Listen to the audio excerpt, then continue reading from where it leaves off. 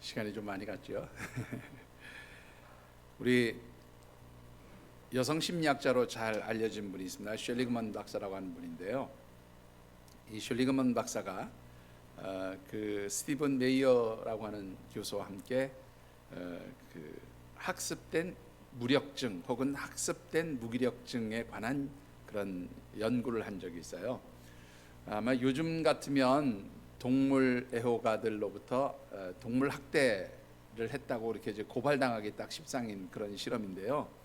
좀 실험 자체가 굉장히 잔인하기는 합니다. 그런데 어떤 실험인가면 이제 여러 마리의 개들을 세 개의 집단으로 구분을 했어요. 그리고 이 세 개의 집단으로 구분한 개들을 실험에 투입하기 전에 먼저 학습을 시키는데, 첫 번째 그룹의 개들은 아무 좋지도 않은 거, 아무 학습도 시키지 않고, 두 번째 그룹의 개들은 우리 안에다가 바닥에 전기가 통하게 만들어 놓는 거예요. 일종의 전기 충격을 주는 겁니다. 물론 뭐 감전사해서 죽을 정도로 그렇게 강한 충격은 아니지만 어쨌든 전기가 와서 찌릿찌릿하게 그렇게 충격을 주는데, 그럼 이 개들이 견디지 못하고 막 안에서 뛸 거 아니에요. 그 뛰다가 그 우리 안에 있는 어떤 스위치를 탁 건드리게 되면 자동으로 이 전기 충격이 중단되어지는 그런 도구를 만든 거죠. 두 번째 집단은 그런 우리에다가 개들을 집어넣고 개들이 전기 충격을 받다가 막 뛰면 스위치를 눌러서 정지되게 하는 그런 학습을 시켰습니다. 세 번째 집단의 그 개들은 똑같은 방식으로 실험을 했는데, 문제는 이 개들은 아무리 움직여도 아무리 스위치를 건드려도 전기가 중단되지 않는 거예요.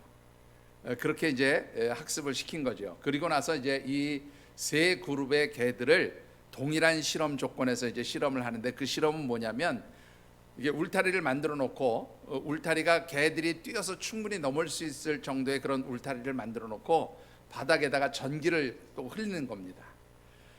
그러면 첫 번째 그룹과 두 번째 그룹의 개들은 다 어떻게 해요? 처음에 시행착오를 겪고 그 전기 충격이 오니까 막 안에서 뛰다가 결국은 어떻게 되면 다 울타리를 뛰어넘어서 전기 충격의 자리로부터 빠져나온다는 거예요. 그런데 나머지 세 번째 그룹의 그 개들은 이미 앞에서 전기 충격이 왔을 때 자기들이 뭔 짓을 해도 그것이 해결되지 않는다는 그런 상황 속에서 다시 그런 우리에 들어가잖아요. 그럼 역시 30분 정도는 막 몸부림친대요. 그러다가 30분이 지나면 그냥 포기하고 그 전기 충격이 오는 그 판 위에 그대로 앉아버린다는 겁니다. 그리고는 이제 낑낑거리고 이제 막 못 견뎌하는 거죠. 물론 1분이 지나면 이제 자동으로 전기는 중단되게 만들어 놨는데, 여러분들 반복되는 실험을 해도 앞에 두 그룹의 개들은 어떻게 해요? 계속해서 뛰어넘는다는 거예요. 더 빠른 시간 안에 뛰어넘게 되는데, 이 마지막 세 번째 그룹은 처음에 그 전기 충격 당했을 때 자기들이 아무리 해도 해결되지 않는다는 것 때문에 이미 무기력증에 빠져버리고, 그런 무기력증 때문에 어떤 시도도 해보지 않고 그 충격을 그대로 받아들인다는 것, 그 고난을 다, 그 아픔을 다 받아들인다라는 것이죠. 셜리그만 박사는 이것을 뭐라고 표현했냐면 학습된 무기력감 혹은 학습된 무력감이라 그렇게 이야기를 합니다.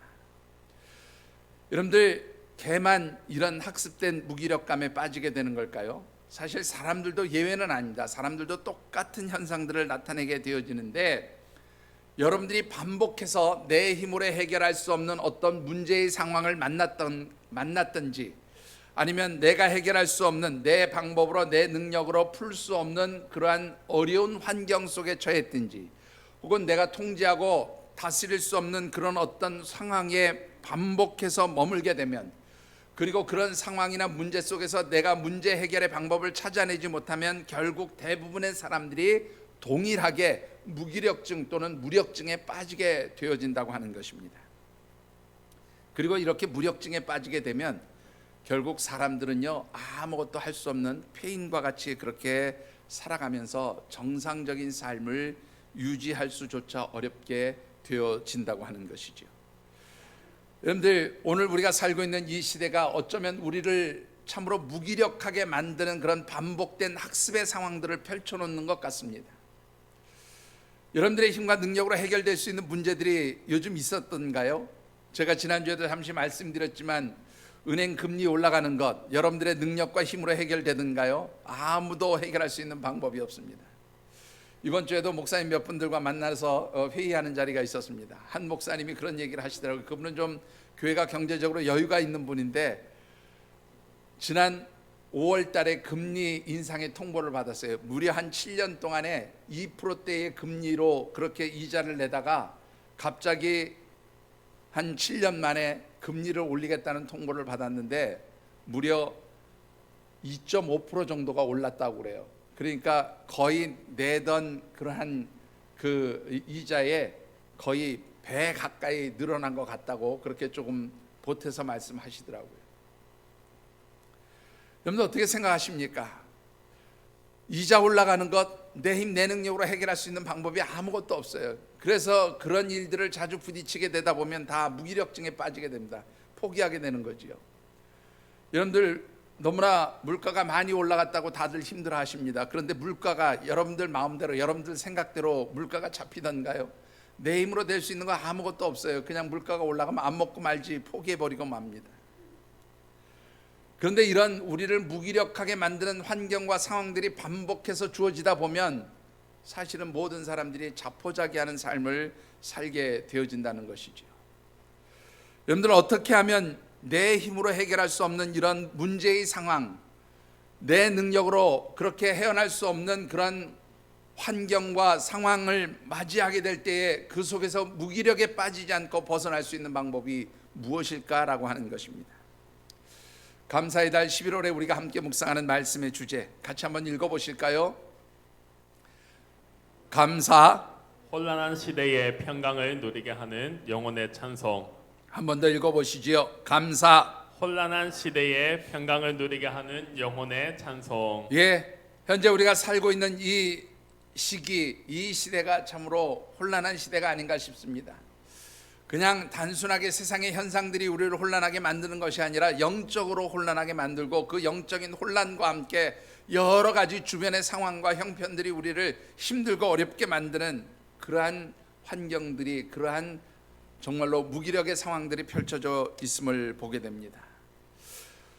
바로 이렇게 혼탁한 시대, 우리를 무기력하게 만드는 이 세상 속에서 우리가 어떻게 하면 정말로 하나님의 백성으로서 무기력함 그리고 이 혼탁함 속에서 두려움 없이 근심 없이 살아갈 수 있을까 하는 관점에서 말씀을 묵상하고 있습니다. 그리고 그 결론은 항상 분명합니다. 감사하는 사람이 바로 이 근심과 또 두려움의 시대, 우리를 무기력하게 만드는 이 시대에서 승리하며 살 수 있다는 그런 관점에서 말씀을 묵상하고 있습니다. 그래서 지난 첫 번째 주일에 드렸던 말씀은 특별히 영적으로 혼탁하고 어두운 시대와 함께 우리에게 주어지는 여러 가지 두려움과 근심의 문제들, 결국 어떤 사람이 그것을 뛰어넘을 수 있느냐, 감사하면서 살아가는 사람들이 바로 그 근심과 두려움 속에서도 평강을 누리며 살아갈 수 있다는 말씀을 드렸습니다.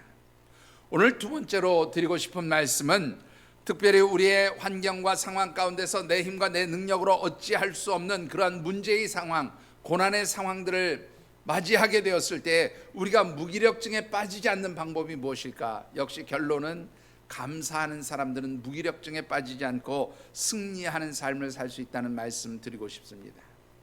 오늘 우리에게 주신 하나님의 말씀은 특별히 남유다 백성들에게 당한 국가적 위기의 내용이 담겨진 말씀입니다.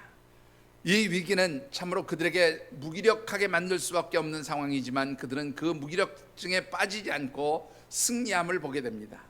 주신 말씀을 묵상하는 가운데 참으로 우리의 힘과 능력으로 해결할 수 없는 문제의 환경, 어려운 문제의 상황들 가운데서도 여러분들이 무기력에 빠지는 사람들이 아니라 영적 승리자가 되어지시기를 주님의 이름으로 축원합니다. 자, 오늘 주신 말씀을 통해서 우리가 먼저 묵상해 보고 싶은 것은 우리 하나님의 자녀들뿐만 아니라 모든 사람들이 그렇겠습니다마는 우리가 무기력증 혹은 무력감에 빠지게 되어지는 때는 언제인가 하는 것입니다.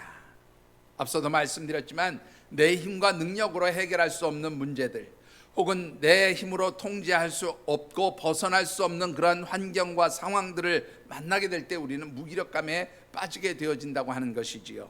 여러분들 오늘 주신 말씀 가운데 먼저 참고 말씀 1절과 12절의 말씀을 같이 받들어 읽어보겠습니다. 마이크 볼륨 조금만 올려주세요. 1절과 12절입니다. 그 후에 모압 자손과 암몬 자손들이 마온 사람들과 함께 와서 여호사밧을 치고자 한지라. 우리 하나님이여 그들을 징벌하지 아니하시나이까. 우리를 치러 오는 이 큰 무리를 우리가 대적할 능력이 없고 어떻게 할 줄도 알지 못하옵고 오직 주만 바라보나이다 하고. 아멘. 여러분들 오늘 이 말씀만 읽으시면 이게 도대체 무슨 상황인지 잘 이해가 되시지 않을 것 같아요. 그래서 제가 이 말씀의 배경을 좀 잠시 설명을 드리려고 하는데, 오늘 이 말씀은요 남유다 네 번째 왕이었던 여호사밧 시대에 있었던 일입니다. 우리가 연도로 따지면 대략 주전 한 853년경에 있었던 그런 일들인데요, 이 남유다 네 번째 왕이었던 여호사밧 왕은 남유다의 왕들 중에서 특별히 히스기야 왕과 요시야 왕과 이 여호사밧 왕, 이 세 사람을 보통 남유다의 3대 성군이라 그렇게 부르는 그런 왕이었습니다. 다른 말로 표현하면 이 여호사밧 왕은 그의 조상 다윗 왕처럼 하나님을 잘 섬기는 왕이었고요, 또 우상의 신상들을 제거하고 백성들에게는 율법을 가르치며 백성들을 영적으로 하나님의 백성답게 살아가도록 그렇게 만들려고 힘썼던 그런 영적 각성운동을 일으켰던 신앙적인 왕이었습니다. 자, 그런데 이렇게 신앙이 좋은 여호사밧조차도 결정적인 실수를 한 가지 하게 되었는데, 그것은 바로 무엇인가 하면 북이스라엘의 왕으로서 하나님 앞에 가장 큰 악을 행하고 책망을 받았던 바로 아합 왕과 동맹을 맺은 것, 이것이 바로 이 여호사밧 왕의 가장 결정적인 실수였어요. 그래서 하나님께서는 선지자 예후를 통해서 여호사밧 왕이 아합 왕과 동맹을 맺은 것에 대해서 아주 강하게 책망을 하시고, 그것으로 인해서 너희들이 고난을 당하게 될 것이다, 그렇게 이제 하나님 말씀을 하게 됩니다. 그리고 그 예후 선지자를 통해서 주셨던 하나님의 경고대로 이제 이 여호사밧 왕과 남유다 백성들이 큰 위기를 당하게 되었는데, 그것이 바로 오늘 본문에 기록되어 있는 말씀 가운데 모압과 암몬과 마온이라고 하는 3개 국가의 연합군들이 이 남유다를 침략해 왔다라는 거예요. 여러분들, 우리가 이 역대하를 쭉 보면서 특별히 역대하 17장의 말씀을 보면 사실 당시 남유다에도 100만에 해당하는 군사가 있었어요. 여러분들, 그 시대에 100만의 군사가 있었다는 것은 이건 대단한 군사력입니다.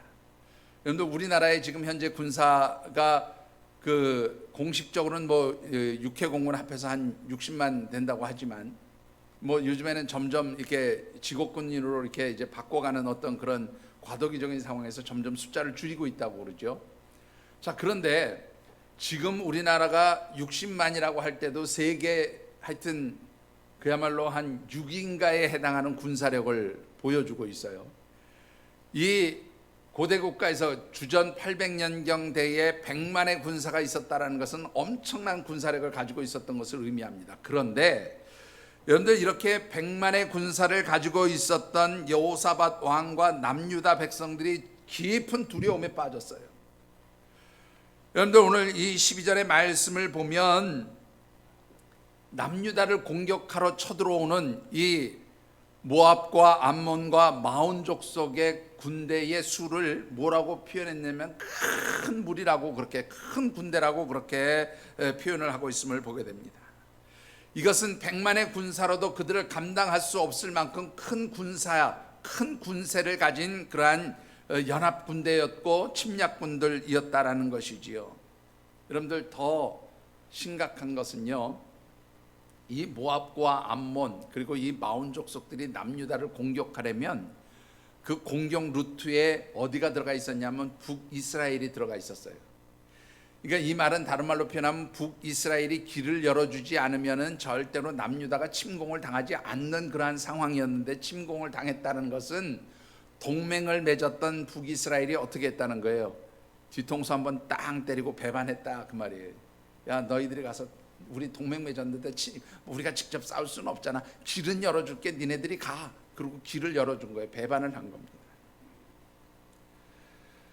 여러분들 그야말로 믿었던 동맹국가, 형제국가나 마찬가지잖아요. 그런 북이스라엘은 배반을 당했습니다. 그리고 이방의 군대가 3개국이 연합해서 큰 군세를 이루면서 그렇게 이스라엘 남유다 백성들을 공격해 온 것입니다. 여러분들 큰 국가적 위기 속에서 이들이 뭐라고 고백합니까? 여러분들 12절의 말씀을 다시 보시면 이렇게 고백합니다. 여러분들 뭐라고요? 하나님이여, 우리를 치러 오는 이 무리를 우리가 대적할 능력도 없고 어떻게 할 줄 알지도 못하고, 한마디로 하나님 우리가 할 수 있는 방법 아무것도 없다는 거예요. 여러분들 이런 상황이면 무기력증에 빠질 수밖에 없죠. 무력감에 빠질 수밖에 없습니다. 그런데요, 오늘 이 남유다 백성들은 무기력증이나 무력감을 나타내 보이지 않고 있다는 거예요. 여러분들 그 비결이 무엇이라고 생각하십니까? 그 비결이 4절과 5절 말씀에 기록되어져 있음을 보게 됩니다. 4절과 5절입니다. 유다 사람이 여호와께 도우심을 구하려 하여 유다 모든 성읍에서 모여와서 여호와께 간구하더라. 여호사밧이 여호와의 전 셋들 앞에서 유다와 예루살렘의 회중 가운데 서서. 자, 여러분들 오늘 이 4절과 5절에 중요한 단어 몇 가지가 나오는데요. 먼저 이 5절 말씀에 보면 여호사밧 왕이 그 남유다 백성들이 모인 그것을 회중 가운데 서 있었다라고 그렇게 표현을 해요. 여러분들 이 회중이라고 하는 말을 히브리어는 삐크할이라고 하는 단어를 쓰는데, 이 삐크할이라는 단어는 두 개의 단어가 합성된 거예요. 빼라고 하는 단어, 무엇 가운데, 무엇 중에, 무엇 속에 이런 뜻인데, 바로 이 전치사 빼라고 하는 단어하고 카할이라고 하는 단어가 이렇게 합쳐진 단어예요. 이 카할이라고 하는 단어는 뭐냐면 회중, 무리 그런 뜻인데요. 재미있는 것은 이 히브리어 구약 성경을 나중에 헬라어 성경으로 다 번역을 해요. 구약 히브리어로 돼 있던 것도 헬라어로 성경으로 번역을 하는데, 그걸 보통 우리가 70인역 성경이라고 그러거든요. 근데 이 70인역 성경에 보면 요 회중이라는 단어를 뭐라고 번역했냐면 헬라어로 에클레시아라고 하는 단어로 표현을 했어요. 여러분들 에클레시아라는 단어가 뭔지 아세요? 여러분들 여러 번 말씀드렸는데 기억 못 하시는군요. 그래서 제가 목사를 할 수 있는 것 같아요. 예? 여러분들이 아무리 말씀을 해드려도 금방 잊어버리니까 제가 또 할 수 있잖아요. 그죠? 같은 얘기. 여러분들 이 에클레시아라는 말은요, 무엇으로부터 그런 뜻이고요. 클레시아라는 말은 콜이에요. 영어로 얘기하면 콜. 무엇으로부터 불러내었다 그런 말이에요. 즉 에클레시아는 바로 교회, 성도들을 의미합니다. 예수님의 몸된 교회의 지체로서 부름을 받고 이 세상으로부터 구별되어서 하나님의 부르심을 받은 성도들, 곧 우리 교회에 속한 지체들을 에클레시아라고 그렇게 표현합니다. 이 에클레시아라는 말은 그래서 교회라는 의미도 있고요, 우리 성도들의 모임을 의미하는 것이기도 하고요, 또 우리가 실제로 말하는 교회당, 건물로서의 교회를 의미하기도 하지만, 더 중요한 것은 뭐냐면 하나님의 백성으로 부름을 받은 성도들의 모임이 바로 에클레시아예요. 그러니까 이 에클레시아라는 단어하고 회중이라는 단어는 같은 의미로 쓰였다 그 말입니다. 그러니까 이 이스라엘 백성들이 회중이라고 하는 말은 하나님께서 택하여 부르신 성도들이다 그런 말이죠. 하나님의 백성들이다 그런 말이에요. 그런데 이 하나님의 백성들이 어떤 일을 했습니까? 여러분들 5절 말씀에 보면 이들이 하나님의 성전뜰에 모였어요. 그런데요, 이 성전뜰에서 모여 한 일이 무엇인가 하면 4절 말씀을 다시 한번 보시면 여호와께 간구하더라. 여러분들 하나님께 간구하다, 이 간구하더라는 단어가 굉장히 중요한 단어예요. 여러분들 이 간구하다는 레바켓이라고 하는 거예요. 하나님 앞에 기도하다 그런 의미로 레바켓이라고 하는 단어를 쓰는데요, 이 앞에 뭐가 붙어있냐면 바우라고 하는 단어가 붙어있어요. 바우라고 하는 단어가 무슨 뜻인가 하면 무엇을 했다 그런 말이에요. 그러니까 하나님 앞에 기도했다 이런 말인데, 이 바우라고 하는 단어가 굉장히 중요한 의미가 있는 게 왜 그러냐면, 무슨 뜻이 있는가 하면 자발적으로 그런 뜻이 있어요. 여러분들 무엇인가를 할 때 자발적으로 하는 사람이 있고 억지로 하는 사람이 있죠. 그죠? 여러분들 이 예배에 자발적으로 나오셨습니까? 억지로 나오셨습니까? 아멘입니까? 예. 우리 어떤 분들은 자발적으로 나오신 분들이라고 대부분 그렇게 믿겠습니다만은 아빠 엄마 눈이 무서워서 혹시 또 그냥 마지못해서 기쁨 없이 나와 계신 분은 안 계시겠죠? 자, 여러분들 우리 청년들 중에 간혹 그런 청년들이 있을 수도 있어요. 근데 우리 교회 청년들은 그런 청년 없고 저기 다른 교회 갑니다. 여러분들 하나님의 백성들이 자발적으로 하나님 뜰에 나와서 기도했다라는 이 말은요, 다른 말로 바꾸면 하나님의 백성들로서 그들은 하나님 앞에 예배드렸다 그런 말. 여러분들 국가적 위기 상황 가운데서 이들은 하나님께 와서 뭐 했어요? 예배드렸다. 하나님의 도우심을 구했다 그 말이에요. 여러분들 우리가 살아가는 동안에 정말로 힘들고 어려운 일들 많이 만날 수 있어요. 내 힘으로 내 능력으로 해결할 수 없는 여러 가지 문제의 상황들 많이 만날 수 있어요. 그런데 그 문제의 상황에 몰입되어서 사로잡히게 되면 그 환경의 포로가 되고 그 문제의 상황에 붙들리게 되다 보면 누구든지 어떤 사람이든지 다 무기력증에 빠질 수밖에 없다라는 말입니다. 여러분들 그렇게 여러분들을 힘들게 하고 어렵게 하는 문제의 상황이나 문제의 형편들을 맞이하게 됐을 때 여러분들 거기서 벗어나셔야 돼요. 어디로 오시면 됩니까? 하나님 전에 오르셔서 하나님 앞에 예배자로 설 수 있게 되기를 주의 이름으로 축원합니다. 여러분들 예배가 회복되면 여러분들 문제도 회복돼요. 여러분들 금요일 날 제가 기도회 때도 그런 말씀드렸는데 다윗이 노년의 깊은 병 중에서 하나님 앞에 고통스러워하면서 기도한 게 뭐냐면 하나님 나를 회복시켜 주세요. 하나님 나 죽기 전에 이 병으로부터 회복시켜 주세요. 그렇게 기도해요. 그런데 그 내용 그 깊은 의미를 보면 하나님 나 이 병 낫게 해주세요가 아니에요. 하나님 나 이 병 낫지 않아서 죽어도 좋아요. 그런데 먼저 무엇이 회복되게 해달라고 기도했냐면 하나님과 내 관계가 회복되게 해주세요. 하나님 사업이 망해도 좋습니다. 하나님 그러나 이 사업이 망해도 하나님과 내 관계가 회복되게 해주세요. 그렇게 기도했던 거예요. 여러분들 마찬가지입니다. 오늘 저와 여러분들이 어떠한 환경과 상황 속에 있을지라도 예배자로 하나님 앞에 나온다는 것은 하나님 내가 이 문제의 상황에 몰입되지 않고 이 상황에 사로잡히지 않고 하나님 붙들겠습니다. 하나님과의 관계가 회복되게 해주세요 라고 그렇게 간구하고 부르짖는 그러한 모습이 되어지는 줄 믿습니다. 바로 그런 모습에 있을 때에 여러분 우리가 무기력증에 빠지지 않아요. 왜요? 예배하는 가운데 하나님 주시는 힘과 능력이 있는 줄 믿습니다. 여러분들 아무리 이 세상이 혼탁하고 어지럽고 여러분들을 힘들고 어렵게 만들지라도 여러분들이 이 상황에서 무엇을 해야 할지 하나도 알 수 있는 길들이 보이지 않더라도 여러분들이 예배자로 설 때에 하나님께서 주시는 그러한 문제의 답이 있는 줄 믿습니다.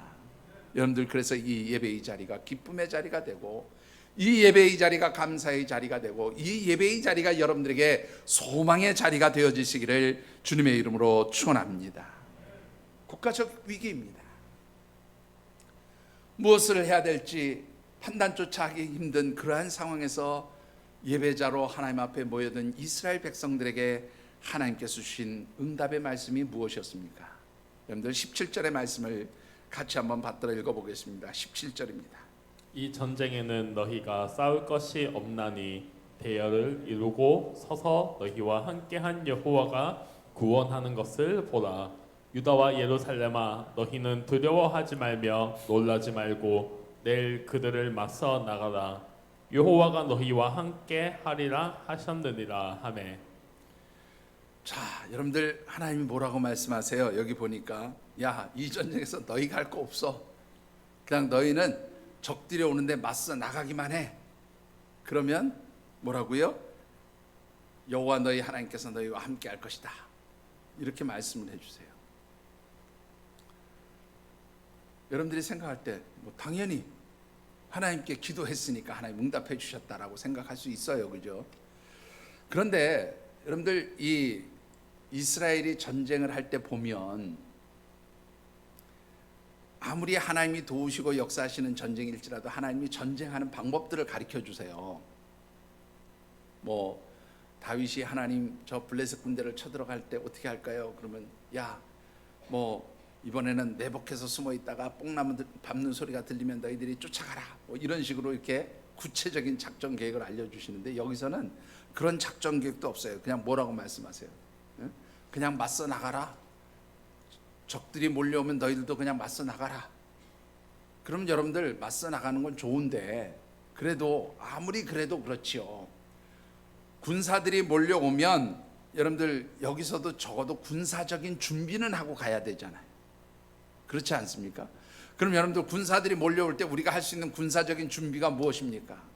뭐 고대 국가에서 전쟁을 하는 거 보면 제일 먼저 앞에다가 기마병을 쫙 세워가지고 적들이 오는 그 몰려오는 보병들이라든 적들이 몰려오면 맨 먼저 기마병을 쫙 보내고 그다음에 또 저쪽에서 기마병이 몰려오면 이쪽에는 창병을 딱 앞세워가지고 기마병을 창으로 찔러서 하여튼 그 말들을 쓰러뜨리고 뭐 그러다가 이제 마지막에 결정적으로 보병과 보병들이 칼과 뭐 이런 거 방패 들고 싸우는 거 이게 보통 전략의 방법들이잖아요. 그런데 여러분들 이 이스라엘 백성들이 남유다 백성들이 하나님께서 야 걱정하지 말고 싸우러 나가 맞서서 나가 그렇게 말씀을 했더니 준비를 하는데 여러분들 어떤 준비를 했는지 한번 보시죠. 21절 말씀을 같이 받들어 읽어보겠습니다. 21절. 백성과 더불어 의논하고 노래하는 자들을 택하여 거룩한 예복을 입히고 군대 앞에서 행진하며 여호와를 찬송하여 이르기를 여호와께 감사하세 그의 인자하심이 영원하도다 하게 하였더니. 여러분들 군대가 제일 앞서 나가야 되는 게 맞잖아요. 그런데 여기 보니까 노래하는 자들에게 거룩한 예복을 입혔어요. 요즘으로 얘기하면 뭡니까? 예? 예, 찬양대. 우리 찬양대원들에게 한번 묻겠습니다. 여러분들 지금 막 대적이 몰려오고 있어요. 우리 군대에 막 몇 배가 되는 대적이 몰려와가지고 지금 막 약탈하겠다고 죽이겠다고 달려드는데 여러분들 성가대 가운 입힌 것처럼 가운 딱 입히고 여러분들 맨 앞에 가세요. 그럼 여러분들 뭐라 그러시겠어요? 아멘 하고 순종하며 나가시겠습니까? 우리 찬양대는 아멘 하는 소리 한 사람도 없네요. 어떻게 생각하십니까? 신장로님 아멘 하고 나가시겠습니까? 예. 방장로님 나가시겠습니까? 여러분들 우리 장로님들이 믿음이 참 좋으셔서 아멘 하시는데 저 같으면 뭐라 그러냐면 이거 뭐 화살바지 대라는 거야, 총알바지 대라는 거야. 뭐 앞에 왜 우리를 맨 앞에 세워? 군대도 아니고 멀쩡하니 노래하는 우리를 왜 앞에 세우는 거야? 이렇게 여러분들 좀 불평도 하고 아니면 나 찬양대 옷 벗을래 그러고 도망가지 않을까요? 저 같았으면 그랬을지도 모르겠어요. 그랬을 것 같아요. 그런데 여러분들 참 이상한 것은 이 찬양대로 세움받은 사람들이나 군대나 그냥 나가고 있다라는 거예요. 근데 더 이상한 것은 뭐냐면 이들이 찬양대니까 이제 찬양을 하면서 나가겠지요. 노래를 부르면서 나가는데 그 노래가 무슨 찬양이에요?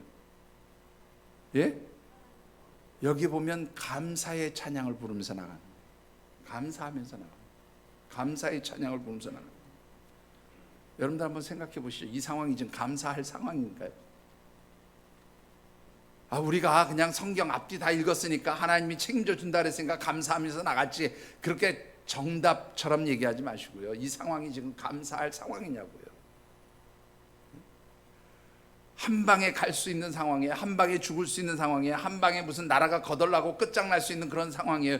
그런데 그 노략질하고 죽이겠다고 그렇게 몰려오는 적의 대군 앞에 하나님 감사합니다 그러고 나간다고 한번 생각해보세요. 이건 완전히 코미디도 이런 코미디가 없는 거예요. 여러분들 이게 말이 됩니까? 우리가 인간적으로 생각하면 이거는 절대로 있을 수도 없는 일이고 이거는 완전히 진짜 코미디 중에 코미디인 거예요. 여러분들 꽤 오래전인데 옛날에 그 무슨 개그 프로그램 중에서 감사합니다 뭐 이런 프로그램이 있었죠. 그죠? 예?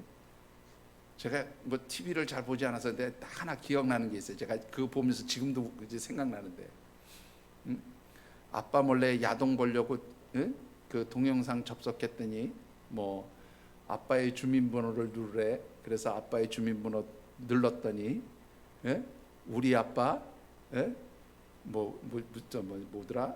우리 아빠 뭐 최고급 뭐 회원인가 뭐 하여튼 우수 회원 감사합니다. 감사합니다. 그 아빠한테 그 얘기 했더니 아빠가 엄마한테 절대 말하지 말라고 용돈 줘서 5만 원 주는 거 10만 원 그랬더니 10만 원 줘서 감사합니다. 뭐 감사합니다 그랬다는 뭐 그런 프로그램 뭐 내용이 있었던 거 기억합니다. 그런 상황이 아니에요 지금. 여러분들 이거 완전히 위기의 상황이에요. 위기의 상황인데 거기에서 감사한다고요? 여러분들 어떻게 이런 감사를 드릴 수 있을까요? 여러분들 이런 감사를 드리고 있는 유다 백성들의 그 감사의 모습 가운데는 아주 중요한 두 가지의 특징이 있음을 보게 돼요. 여러분들 어떤 특징이었을까요? 여러분들 이들의 감사는 위기 속에서 드리는 감사였다는 거예요.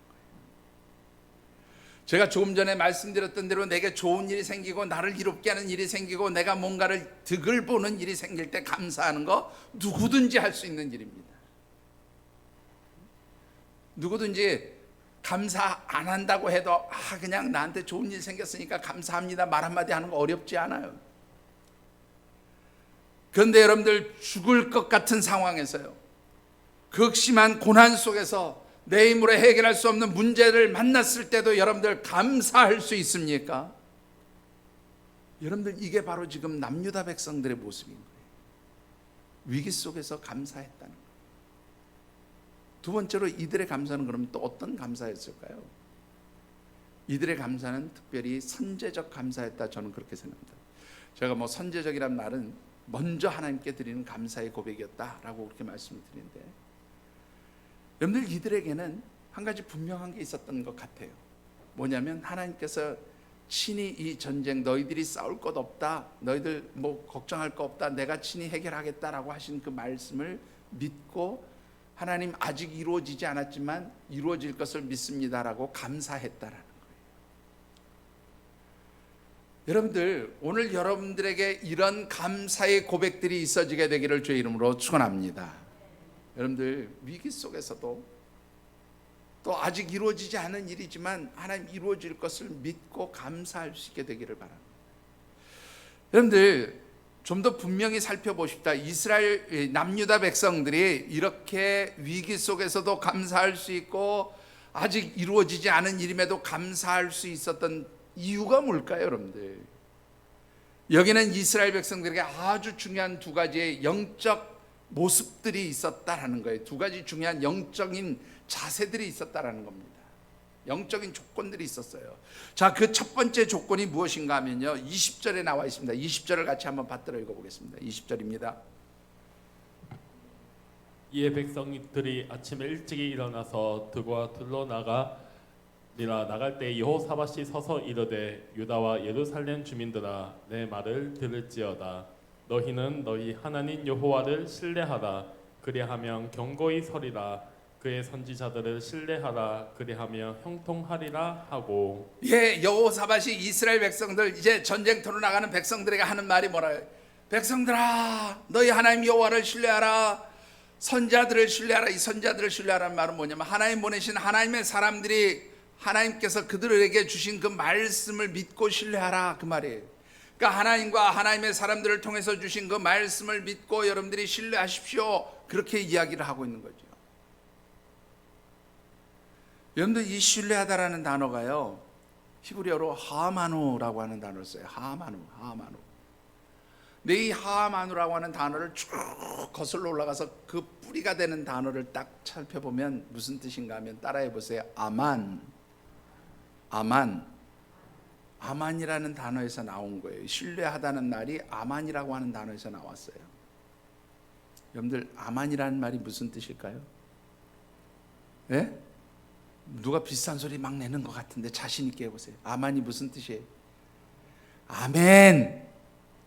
참 아멘 소리 참 인색해요, 그죠? 한번 해보시죠. 아멘. 여러분들 은혜가 되면 아멘 그렇게 좀 말씀 좀 하세요. 목사가 힘 좀 나게. 근데 아멘이란 말 뜻이 무슨 뜻이에요? 아멘이란 뜻이 무슨 뜻이에요? 말씀하신 대로 이루어짐을 내가 믿습니다. 이게 아멘이에요. 그대로 될 줄 믿습니다. 여러분들 왜 이스라엘 백성, 이 남유다 백성들이 정말로 그 위기의 상황 가운데서도 그 정말로 아직 이루어지지도 않은 그 전쟁의 상황 가운데서도 하나님 감사합니다라고 얘기할 수 있었는가 하면 이들에게 바로 뭐가 있었어요? 아멘 하는 신앙이 있었다고 하는 것을 여러분들이 잊지 않게 되기를 주의 이름으로 축원합니다. 이 아멘의 신앙은요, 다른 말로 표현하면 여러분들 믿음이에요. 믿음. 아멘은 믿음입니다. 여러분들 아멘과 믿음은 그래서 같이 다녀요. 여러분들 왜 그렇습니까? 여러분들 이 아멘이라는 말 뜻은 원래 그 의미가 뭐냐면 부모가 자기의 자녀를, 젖먹이 자녀를 보호하기 위해서 완벽하게 이렇게 그 팔로, 부모의 팔로 완벽하게 감싸서 보호하는 것에서 이 아멘이라는 단어가 나왔대요. 그럼 여러분들 이 아멘이라는 말은 어떤 의미인가 하면 부모가 그 자녀에게 필요한 모든 것들을 완벽하게 보호하고 지키면서 필요한 것들을 공급해 주는 것처럼 하나님께서 그 자녀들에게 모든 것들을 그렇게 해 주시는 것을, 그렇게 할 것을 내가 말씀대로 이루어질 것을 믿는다는 그 의미예요. 그러니까 하나님이 우리에게 필요한 모든 것, 언약하신 말씀, 언약한 모든 것들을 마치 자녀에게 완벽하게 공급해 주고 보호해 주시는 것처럼 그렇게 하나님도 하실 것을 믿습니다. 그대로 될 줄 믿습니다라고 하는 그 의미가 바로 아멘이라고 하는 말씀인 줄 믿습니다. 그러니까 이스라엘 백성들, 이 남유다 백성들은 특별히 전쟁터 나가지만 지금 불안한 상황이고 두려운 상황이고 내가 할 수 없는, 내가 해결할 수 없는, 나의 힘으로 나의 방법으로 해결할 수 없는 그런 무기력증에 빠질 수밖에 없는 그런 상황이지만 누구를 바라보니까요, 여호와 하나님을 믿음의 눈으로 바라보니까 아멘, 하나님 역사하실 줄 믿습니다. 이 믿음으로 그들이 감사할 수 있었는 줄 믿습니다. 여러분들, 그래서 히브리서 기자는 히브리서 11장 1절에 이렇게 얘기합니다. 믿음은 바라는 것들의 실상이요. 근데 여러분들 이 바라는 것들의 실상이라는 말 가운데는요, 아직 이루어지지 않은 건데 내가 이루어질 것을 믿는다는 고백이잖아요. 그런데 여기에 굉장히 중요한 전제 조건이 있어요. 설사 그것이 불가능한 것일지라도 여러분들이 생각할 때 가능한 일이면 그거는 뭐 가능한 일이 이루어졌으니까라고 생각할 수 있어요. 그런데 절대로 이루어 줄 수 없는 불가능한 일일지라도 하나님이 함께 하시면, 하나님 아멘으로 응답하면 하나님 이루어 주실 줄 믿습니다. 이것으로 이스라엘 백성들이 나간 줄 믿습니다. 바로 그곳에 감사가 있었다는 거예요.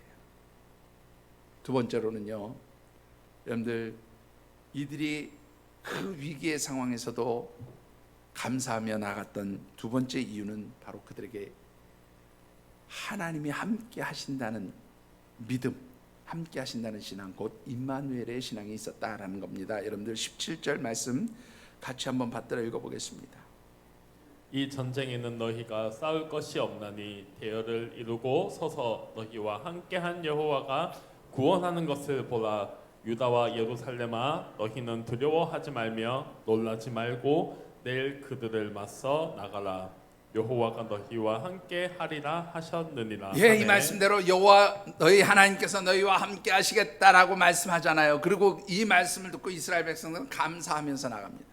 자, 그런데 이 감사하다, 여호와께 감사하다, 21절에 나오는 이 여호와께 감사하며 나갔다는 이 말씀을요, 여호와께 감사하다는 말을 히브리 원문에서 보면 호두 리히후아, 발음하기가 되게 어렵습니다. 리히후아 이런 단어인데요, 여호와께서 너희와 함께하다, 여호와 하나님께서 같이 하심으로 감사한다, 이런 뜻이에요. 하나님이 나와 함께 하심을 믿고 감사합니다라고 그렇게 찬양했다는 거예요. 그러니까 이들은 하나님께서 17절에 내가 너희와 함께하리라 하는 그 말씀을 아멘, 믿음으로 받으면서 하나님 우리와 함께 하시는 줄 믿습니다, 임마누엘로 우리와 함께 하시는 줄 믿습니다, 그 신앙, 그 믿음을 가지고 감사하면서 나갔다, 그런 말이에요. 여러분들 어떠한 환경과 상황 가운데 여러분들이 처해 있습니까? 무엇 때문에 여러분들이 무기력증에 빠지고 무엇 때문에 힘들어 하십니까? 여러분들 분명히 기억하실 것은 여호와 하나님께서 지금 이 시간도 우리와 또 나와 함께 하시는 줄 믿습니다. 바로 임마누엘의 신앙, 우리와 함께 하시는 하나님, 그것을 나에게 적용하면 임미엘, 나와 함께 하시는 하나님. 바로 이 믿음, 하나님 나와 함께 하십니다. 그러므로 하나님이 나와 함께 하실 때 하나님 나의 모든 문제를 하나님 책임져 주시고 해결해 주신다고 하는 그 언약의 말씀이 아멘 말씀하신 대로 이루어질 줄 믿습니다. 바로 이 믿음으로 나가는 것이 바로 감사하는 사람들의 삶의 모습인 줄 믿습니다.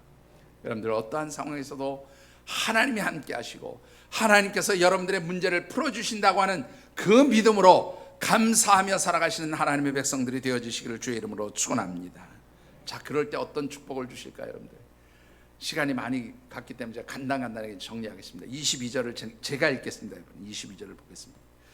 그 노래와 찬송이 시작할 때 여호와께서 복병을 도 유다를 치러 온 암몬 자손과 모압과 세일산 주민들을 치게 하심으로 그들이 패하였으니, 하나님이 감사의 찬송을 하는 그 남유다 백성들 앞에서 이 이방의 적군들이 스스로 자멸해서 무너지게 만드셨어요. 그들을 사로잡고 있고 무기력하게 만들던 모든 문제가 뭐 하는 것 앞에서 무너져 내립니까? 감사할 때 무너져 내렸어요. 감사할 때 사라져 버렸어요. 감사할 때 문제가 해결된 줄 믿습니다. 여러분들 그래서 감사하셔야 돼요. 두 번째로는요, 여러분들 전쟁터면 다 궁핍해져요. 그죠? 배고프고 먹을 거 없어지고 힘들어지잖아요. 근데 여러분들 어떤 일이 벌어졌습니까? 25절 말씀 26절을 같이 한번 받도록 하겠습니다. 25절 26절. 여호사밧과 그의 백성이 가서 적군의 물건을 탈취하여세 본즉 그 가운데에 재물과 의복과 보물이 많이 있으므로 각기 탈취하는데 그 물건이 너무 많아 능히 가져갈 수 없을 만큼 많으므로 사흘 동안에 거두어 드리고. 예, 잠깐만요. 사흘 동안에 이 적군이 다 가지고 왔다가 그냥 자기들이 스스로 자멸해서 죽고 그냥 그 남겨둔 게 각종, 여기 보니까 뭐예요? 뭐가 많았어요? 의복과 보물과 재물이 너무나 많이 쌓여가지고 며칠 동안요? 여기 보니까 사흘 동안 그거 걷어들이기가 바빴다 그 말이에요. 여러분들 전쟁의 자리는 궁핍한 자리예요. 힘든 자리예요. 고난의 자리예요. 문제가 있었던 자리는 항상 우리를 힘들고 궁핍하고 어렵게 만들어요. 그런데 하나님께 감사하며 나갈 때 하나님은 그 궁핍의 자리를, 그 빈핍한 삶의 자리를 어떻게 해요? 풍성함으로 바꿔주시는 줄 믿습니다. 여러분들 놀라운 것은요, 26절을 한번 보시죠. 같이 받들어 읽어보겠습니다. 넷째 날에 무리가 브라가 골짜기에 모여서 거기서 여호와를 송축한지라. 그러므로 오늘날까지 그곳을 브라가 골짜기라 일컫더라. 예, 여러분들 이 브라가라는 앞에 숫자 하나가 딱 쓰였어요. 쭉 찾아가 보면 송축, 그렇게 돼. 하나님을 찬송하다 그런 의미죠. 찬송하는 걸 송축이라고 합니다. 이 브라가라고 하는 말의 어원을 쭉 따라 올라가 보면요, 이 단어 역시 히브리어로는 어디하고 연결이 되냐면 바라크라고 하는 단어하고 연결되어 있어요. 바라크. 이 바라크라는 말은 여러 가지 의미로 쓰이는데 무릎을 꿇다 그런 의미도 있고요. 그 다음에 또 하나는 예배드리다라는 의미도 있어요. 그러니까 이 브라가나 바라크나 결국은 다 의미가 뭐냐면 하나님 앞에 무릎 꿇고 하나님 앞에 예배드렸다, 이런 의미의 말씀인 거죠. 하나님께 경배를 올려드렸다, 하나님께 찬양으로 그렇게 하나님께 영광을 올려드렸다, 뭐 이런 얘기예요. 같은 의미의 단어나 마찬가지예요. 그러니까 이스라엘 백성들이 그 위기의 상황 가운데서도 하나님 앞에 나와 예배드리고 하나님 성호를 찬양하면서 감사할 때에 바로 이것이 브라가 바라크였던 거예요. 그게 바로 예배의 자리였던 거예요. 그런데 참으로 놀라운 것은 이 바라크라는 단어가 사람의 입장에서 사용되지만, 백성들의 입장에서 사용되지만 하나님을 송축하는 일이고 하나님께 예배드리는 일이고 하나님 앞에 무릎 꿇고 하나님 높여드리는 일이지만, 이 바라크라고 하는 단어가 하나님께 사용되어지면 그때는 무슨 뜻이 되는가 하면 축복하다 그런 말이 돼요. 바로 이스라엘 백성들이 하나님 앞에 무릎 꿇고 하나님께 영광을 올려드리면 이 위기의 상황 가운데서도 하나님이 도와주실 줄 믿습니다. 찬양하고 감사할 때 하나님 그들을 축복하셔서 바로 그 빈핍하고 궁핍했던 자리를 풍성함의 자리로 바꿔주신 줄 믿습니다. 여러분들 힘드십니까? 여러분들의 삶의 자리가 뭔가 부족하고 모자라서 힘들다고, 또 여러분들의 능력으로 해결되지 않는 것 때문에 공급되는 것이 없다고 그렇게 힘들어 하십니까? 감사할 수 있게 되기를 주의 이름으로 축원합니다. 감사하며 하나님 앞에 예배자로 설 때 하나님 그 모든 것들을 바꾸어 주세요. 풍성함으로. 여러분들의 그 가난하고 궁핍한 삶의 자리가 풍성함의 자리로 바뀌어지는 줄 믿습니다. 마지막으로 세 번째 주신 축복이 무엇입니까? 여러분들 30절 말씀을 같이 한번 받들어 읽어보겠습니다. 여호사밧의 나라가 태평하였으니 이는 그의 하나님이 사방에서 그들에게 평강을 주셨음이더라. 예, 그냥 끝. 뭘 주셨다? 평강을 주셨다. 예. 한마디로 모든 것이 완벽하게 편안해졌다 그런 말이에요. 샬롬입니다. 샬롬. 말씀을 맺습니다. 여러분들 땡스 마음을 여는 감사의 발견 뭐 이런 책이 한 권 있어요. 우리나라에서도 번역된 책이기도 한데 캘리포니아에 있는 데이비스 대학교라고 하는 곳이 있습니다. 이 데이비스 대학교의 심리학자인 에먼스라고 하는 분이 그 같은 동료인 마이클 맥컬러프 교수와 함께 감사하는 사람들의 삶이 어떻게 되어질까라는 것을 이제 연구한 그런 재밌는 실험이에요. 근데 이제 이건 뭐냐면 이 실험에 참가한 그 학교 학생들을 세 그룹으로 나눴어요. 한 그룹은 어떤 그룹으로 나눴냐면 사람들이 말할 때 기분 나쁜 말, 뭐 신경질 나게 만드는 뭐 그 말 이런 거를 들으면 거기에 즉각적으로 반응하게 만드는 그룹이에요. 그래서 그런 말을 듣고는 불평하고 화를 내고 분노하고 이런 그룹을 하나 만들고, 다른 한 그룹은 그냥 일상적인 말과 행동에만 집중하도록 만든 거죠. 그냥 다른 말에는 아예 신경 안 쓰고 업무적인 일들 뭐 자기가 뭐 해야 될 과제 뭐 학습 뭐 이런 거에 대한 일상적인 일에만 좀 집중해서 거기에 반응하도록 그렇게 실험 집단을 만들었고요. 마지막 한 그룹은 무조건 되고 어떤 상황이든지 감사하는 것으로 그렇게 반응하는 그룹을 만들었어요. 불평 그룹, 그다음에 일상적인 것에 대해만 반응하는 그룹, 그다음에 모든 일에 대해서 감사하면서 반응하는 그룹. 재밌는 것은 일주일 동안 하고 나서 결과를 이렇게 내보니까요, 감사하면서 그렇게 학교 생활을 했던 학생들이 다른 두 그룹의 학생들보다 무려 25%나 더 행복해졌다는 거예요. 여러분들 행복하시기 원하십니까? 감사할 수 있게 되기를 주의 이름으로 축원합니다. 그리고 이 감사하는 그룹들은요, 다른 두 그룹에 비해서 더 건강했대요. 네. 건강했대요. 그리고 또 더 많은 그런 이제 그 운동을 하거나 여가 시간을 더 잘 활용했는데, 참 재밌는 것은 이 연구 결과를 보면서 도대체 그럼 이 사람들이 나중에 어떻게 됐을까 이거를 추적 조사를 한 거예요. 그런데 불평 그룹에 속했던 사람들보다 감사하는 그룹에 속했던 학생들이 무려 9년이나 생명 평균 수명이 9년이나 더 이렇게 뭐랄까 연장되었다 그러네. 더 오래 살았다는 거예요. 평균 수명을 볼 때. 그리고 감사하면서 학창 시절을 보냈던 이 학생들을 추적 조사해서 10년 뒤에 16년이 지난 뒤에 그들의 수입 월 수입을 보니까 연평균 수입에서 그렇지 않았던 사람들보다 25,000달러가 높았다. 그러니까 다른 사람들이 5천만 원 받으면 이 사람들은 얼마예요? 예? 7,500만 원 받았다. 뭐 이런 얘기예요. 그냥 환율 100원으로 따져서. 부자 되고 싶으십니까? 감사하시게 되기를 주의 이름으로 축원합니다. 장수하고 싶으십니까? 감사하시게 되기를 바랍니다. 행복하기 원하십니까? 감사하시기를 바랍니다. 즐겁게 사시기 원하십니까? 감사하시게 되기를 주의 이름으로 축원합니다. 기도하겠습니다. 하나님, 감사의 절기에 주시는 말씀 붙듭니다. 우리의 힘과 능력으로 해결할 수 없는 환경 상황 문제들을 만나서 하나님, 저희들이 때로는 좌절하고 그 좌절을 넘어서 낙심하고 낙심을 넘어서 무기력증에 빠져서 우리의 삶 자체를 포기하는 그런 이들도 있음을 기억합니다. 그러나 하나님, 오늘 주신 언약의 말씀처럼 저희들이 믿음으로 나갑니다. 아멘의 신앙으로, 임마누엘의 신앙으로 그렇게 우리와 함께 하시며 하나님께서 모든 우리의 문제들을 해결해 주실 것을 믿고, 하나님 위기 속에서도 감사하고 이루어지지 않은 일이지만 이루어진 것을 믿고 감사하며 나아가는 선제적 감사의 사람들로 그렇게 살아가기를 결단하며 다짐합니다. 하나님, 이 시간 언약하신 말씀대로 응답하시고 이루어 주셔서 하나님, 우리의 삶의 자리가 풍성한 감사가 있게 하시고, 그 감사 속에서 우리의 삶의 문제들이 해결되게 하시고, 감사 속에서 풍성함이 넘치는 하나님의 축복 임하게 하시고 감사 속에서 평강을 누리는 삶이 되게 하여 주시옵소서. 우리 각자 느끼고 깨달은 대로 주신 언약의 말씀을 붙들고 기도하며 결단하는 시간 같습니다. 사랑의 아버지 하나님,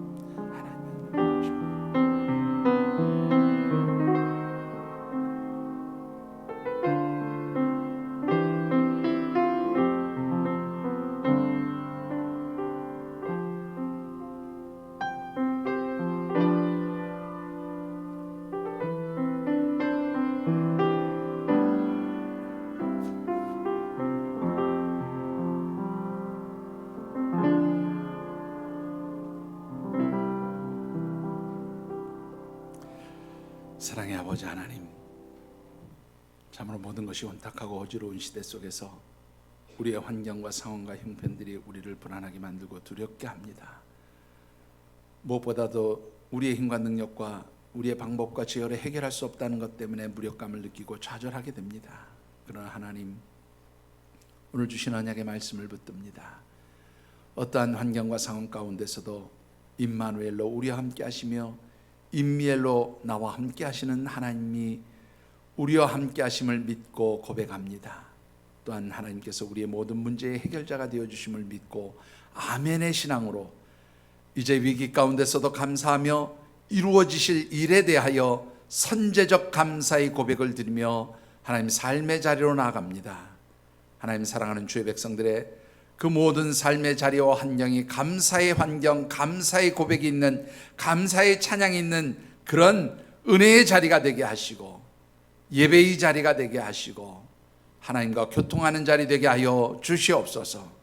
그리할 때 하나님, 우리를 무기력감에 빠지게 하는 모든 문제의 환경들이 해결되게 하시고 하나님 주시는 풍성함으로 저희들의 삶이 평강을 누리는 복된 역사 있게 하여 주시옵소서. 하나님도 오시며 함께 하시기를 간절히 소원하오며 이제는 성부, 성자, 성령 하나님의 인도하시고 교통하시는 은총의 역사가 주시는 언약의 말씀을 붙들고 또한 환경 속에서도 임마누엘로 임미엘로 함께 하시는 하나님을 믿으며 아멘의 신앙으로 어떠한 환경에서든지 감사를 고백하며 찬양하며 그렇게 살아가기를 다짐하면서 삶의 자리로 나가는 모든 주의 백성들과 이들의 가정과 경영하는 기업, 땀 흘려 일하는 직장과 일터, 선물로 주신 자녀들, 연로하신 부모님, 주께서 피로 값주고 세우신 이 하늘샘 재단과 우리 교회가 꿈꾸고 소망하는 여러 가지 사역 비전 위에 또한 하나님의 백성들의 한 주간도 살아가는 모든 삶의 자리와 발걸음 위에 늘 함께 하시기를 간절히 축원하여지이다. 아멘.